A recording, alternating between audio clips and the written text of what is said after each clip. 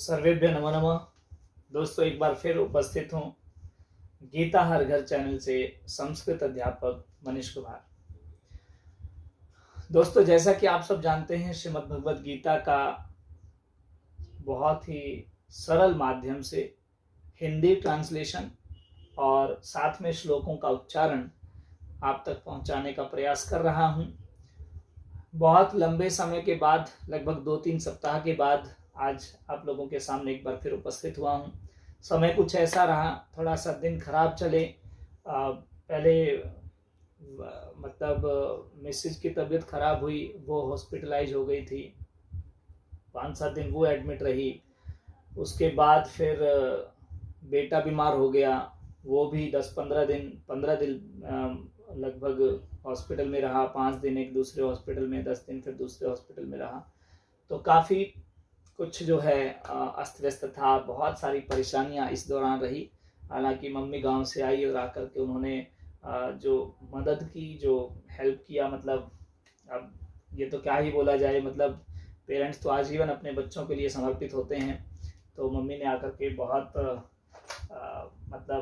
सहारा दिया, हर तरह से। क्योंकि हम शहर में यहाँ पर अकेले रहते हैं तो बहुत जल्दी घबरा जाते हैं। तो एक जो पीठ थपथपाने वाली जो चीज़ होती है कि कोई बात नहीं, सब ठीक हो जाएगा, ये सब चिंता से दूर करने का जो कार्य था वो बड़े बुजुर्गों का मम्मी ने बखूबी निभाया। और अब जो है बेटा भी स्वस्थ है और मिसेज भी ठीक हैं। तो एक बार फिर आप लोगों के सामने उपस्थित हूँ। बीच में 2-3 सप्ताह नहीं आ पाया, उसके लिए माफ़ी चाहूँगा आप सबसे।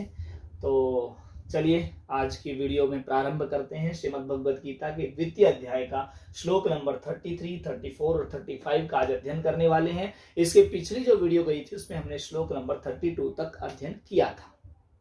आज इसके आगे चलेंगे, थोड़ा सा पीछे ले चलता हूं। भगवान कृष्ण जो है अर्जुन को एक क्षत्रिय का धर्म क्या होता है, एक क्षत्रियो की किस तरह से युद्ध भूमि में स्थिर रहना चाहिए, क्या क्या उसके दायित्व होते हैं, क्या क्या उसका कर्तव्य होता है, वो सारा भगवान कृष्ण जो है अर्जुन को समझा रहे हैं। उसी कड़ी में हम आगे देखते हैं। पिछली वीडियो में हमने ये सब देखा था, तो आज फिर उसी कड़ी में आगे देखते हैं कि क्या क्या बातें आगे भगवान कृष्ण जो है अर्जुन को समझा रहे हैं। तो आइए आज के श्लोकों का एक बार अध्ययन करेंगे। जैसा कि हमारी एक परंपरा रही है, मैं एक बार सभी श्लोकों का उच्चारण आप मेरे साथ करेंगे और उसके बाद जो है इनका एक एक शब्द का अर्थ हम जानते हुए इसके बारे में पूर्ण रूप से जानेंगे।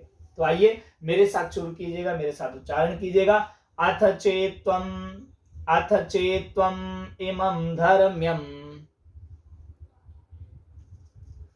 संग्रामं न करिष्यसि ततः स्वधर्मं कीर्तिं च हित्वा पापमवाप्स्यसि अकीर्तिं चापि भूतानि कथयिष्यन्ति ते अव्ययाम् संभावितस्य चाकीर्ति मरणादतिरिच्यते भयाद्रणाद् उपरतम्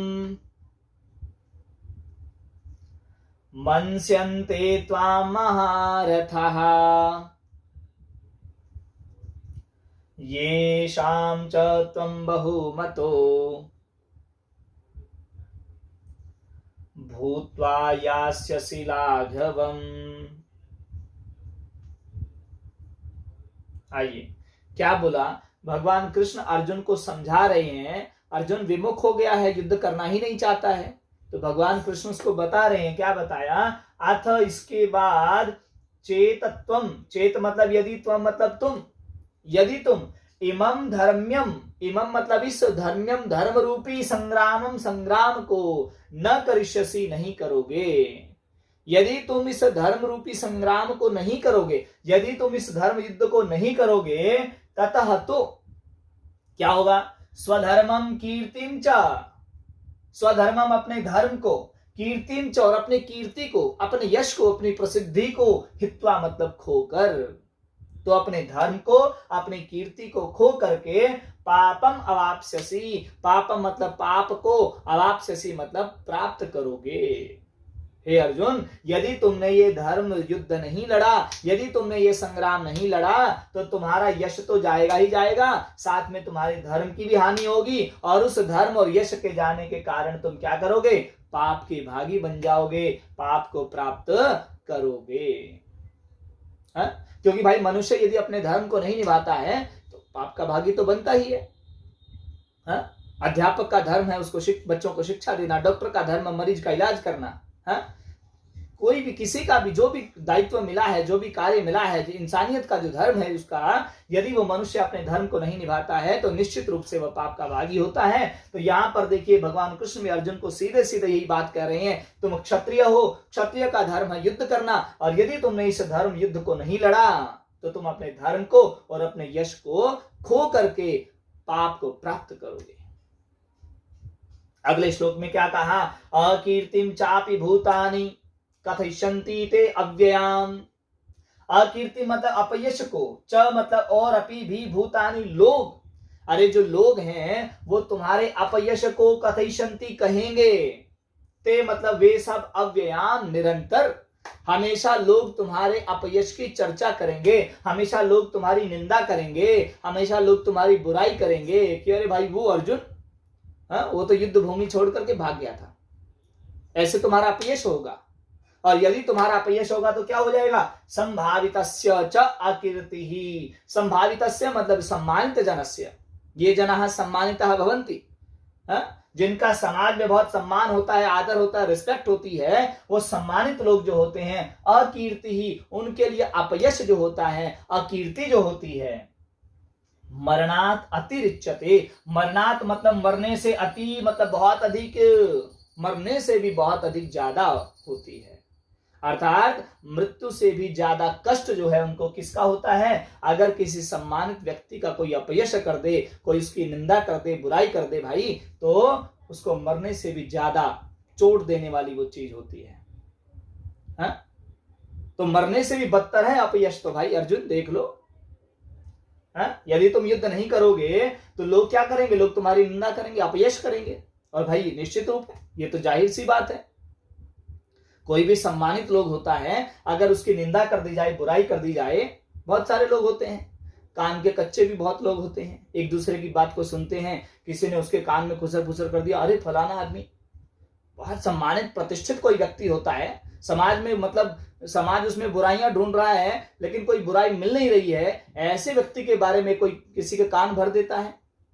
हाँ, होता है, बहुत जगह हम देखते हैं, समाज में बहुत सारे ऐसे उदाहरण हैं। तो ऐसा देखने में आता है कि भाई वो जो सम्मानित जन होता है उसके लिए तो कोई एक शब्द बुराई बोल दे, एक शब्द अपयश उसका कर दे तो उसी में वो टूट जाता है।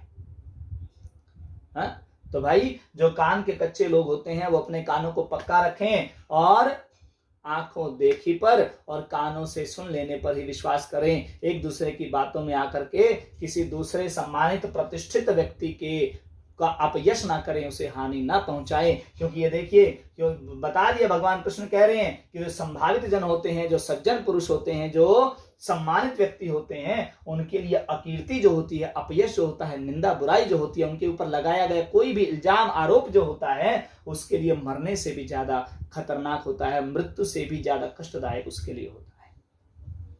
हाँ? आइए अगले श्लोक में बढ़ते हैं। भयाद्रणात् उपरतम मन्स्यन्ते त्वां महारथाः येषां च त्वं बहुमतो भूत्वा यास्यसि लाघवम्। क्या कह दिया? भयात मतलब भय से, रणात मतलब रण से, उपरतम मतलब विमुख होकर के, मन्स्यन्ते मतलब मानेंगे, त्वां मतलब तुम्हें, महारथा मतलब जो महारथी हैं, जो भी महारथी हैं, जो बड़े बड़े योद्धा आपके सामने खड़े हैं अर्जुन भाई। देखो दुर्योधन खड़ा है, कर्ण खड़ा है, पितामह भीष्म खड़े हैं, आचार्य द्रोण खड़े हैं, वो बड़े बड़े जो महारथी तुम्हारे सामने खड़े हैं वो क्या सोचेंगे कि तुम रणभूमि छोड़ करके भाग गए। कोई तुम्हारी तारीफ करने वाला नहीं है, कोई ये नहीं कहेगा कि तुमने अपने भाइयों को देख करके, और भाई तुम मतलब अपने भाइयों के प्रति जो है तुम इतने प्यार उनसे करते थे कि उनको देख करके मतलब तुमने युद्ध न करने का निर्णय लिया ना। सब तुम्हारी निंदा करेंगे, सब तुम्हारा अपयश फैलाएंगे। क्या बोलेंगे कि भय से रणभूमि से मतलब विमुख होकर के अर्जुन जो है भाग गया, उसने युद्ध करने मना कर दिया, वो डर गया, सब ऐसा सोचेंगे। है? और ये शाम च त्वं बहुमतो भूत्वा, ये शाम मतलब जो, जिनके लिए तुम बहुमतो भूत्वा, बहुत सम्मानित हो, जिनका तुम्हारी नजरों में बहुत सम्मान है, बहुत इज्जत है, जिनकी नजरों में तुम बहुत बड़े योद्धा हो। यास्यसि लाघवम, यास्यसि मतलब प्राप्त करोगे, लाघवम मतलब लघुता को, तुच्छता को प्राप्त करोगे। वो तो तुम्हें तुच्छ समझेंगे भाई। ये अर्जुन, यदि तुम युद्ध नहीं करोगे तो कोई तुम्हें बड़ा योद्धा नहीं कहेगा। हाँ? और अगर युद्ध में मारे भी जाते हो तो भी स्वर्ग के द्वार खुले हैं, पिछले श्लोक में बोला है। योद्धा के लिए तो स्वर्ग के द्वार खुले हैं। जो अपने धर्म पर की राह पर चलते हुए अपने प्राणों को निछावर कर देता है, उसके लिए तो स्वर्ग के द्वार खुले हैं। तो भाई युद्ध से भागना ही नहीं है। क्यों भाग रहे हो? अगर भागोगे तो समाज में निंदा होगी, बुराई होगी, अपयश फैलेगा। फिर कौन मानेगा कि अर्जुन ने एक मतलब मछली की आंख में तीर मार करके स्वयंवर जीता था? कौन मानेगा अर्जुन ने पेड़ पर बैठी हुई चिड़िया की आंख को बांध दिया था, भेद दिया था? इतने बड़े बड़े कारनामे तुमने किए हैं, तुम्हारा हर जगह सम्मान है, तुम्हारी हर जगह प्रतिष्ठा है, हर जगह लोग तुम्हें सम्मान करते हैं, बहुत बड़ा योद्धा मानते हैं। लेकिन अगर तुम यहां से युद्ध नहीं करते हो तो वो सब क्या मानेंगे? जिनकी नजरों में तुम्हारा सम्मान है, उनकी नजरों में भी तुम तुच्छता को प्राप्त करोगे, लघुता को प्राप्त करोगे। और वो क्या सोचेंगे कि तुम रणभूमि से डरकर भाग गए। इसलिए हे अर्जुन, उठो और युद्ध करो, अर्थात अपने कर्तव्य का निर्वहन करो। एक योद्धा का कर्तव्य होता है, क्षत्रिय का कर्तव्य होता है कि वो समाज पर, राष्ट्र पर आई हुई विपत्ति का डटकर सामना करे। अब इस प्रजा पर जो है दुर्योधन के मतलब जो भी अत्याचार हैं, उससे ये प्रजा जो है पीड़ित है, और आकर के अब इनका उद्धार करो। तो इस तरह भगवान कृष्ण ने अर्जुन को समझाया कि भाई युद्ध से विमुख होना जो है तुम्हारी कायरता का प्रतीक होगा, इसलिए ये हथियार उठाओ और युद्ध भूमि में खड़े हो जाओ, डटकर सामना करो। हाँ? तो भाई ये मनुष्य को देखिए, हर श्लोक, मैं तो कहता हूं गीता का हर श्लोक मानव जाति के लिए एक प्रेरणा है, एक मतलब शिक्षा है। यहाँ पर देखिए ना कितनी अच्छी बात बताई। यहाँ बताया कि किसी भी सम्मानित व्यक्ति को अपयश की राह पर नहीं लेकर के जाना चाहिए, उसकी बुराई नहीं करनी चाहिए, निंदा नहीं करनी चाहिए। आंखों से देखें और कानों से सुन करके विश्वास करना चाहिए। हाँ? सिखा रही है गीता। फिर क्षत्रिय जाति का, जैसे अर्जुन को धर्म सिखाया कि क्षत्रिय जाति का धर्म क्या है, उसी तरह हर मनुष्य का अपना अपना धर्म है, हर मनुष्य की अपनी अपनी ड्यूटी है। शिक्षक भाई अच्छे शिक्षा दे, डॉक्टर अच्छे मतलब अच्छी दवाइयां दे, अच्छा इलाज करे, सफाई करने वाला अच्छी सफाई करे, जूते गांठने वाला अच्छे जूते गांठे, मतलब खेलने वाला अच्छा मतलब मन से खेले। यही तो अपना धर्म, और क्या है? तो आइए, बहुत बड़ी लंबी चर्चा नहीं करते हैं। उम्मीद करूंगा कि आज की वीडियो जो है आप सबके लिए प्रेरणादायक हो। आप सबको मतलब गीता के विषय में तो हम बता ही रहे हैं, साथ में गीता किस तरह से हमारे साथ जुड़ी है, हमारे जीवन से किस तरह गीता का एक मतलब मेल है, कैसे हमारे जीवन से एक एक चीज गीता की जुड़ी हुई है, वो भी मैं साथ के साथ चर्चा करता रहता हूं। भाई अपना अपना दृष्टिकोण होता है। देखो, जो मुझे लगता है वो मैं अपना मतलब अपने अपने जीवन के साथ इन चीजों को जोड़ता हूं।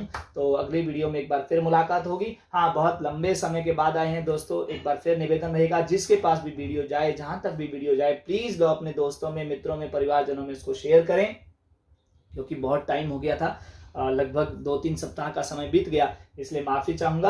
आगे वीडियो जो है कंटिन्यू आपको मिलती रहेंगी। अगले वीडियो में एक बार फिर मुलाकात होगी। तब तक के लिए नमो नमः, नमस्कार।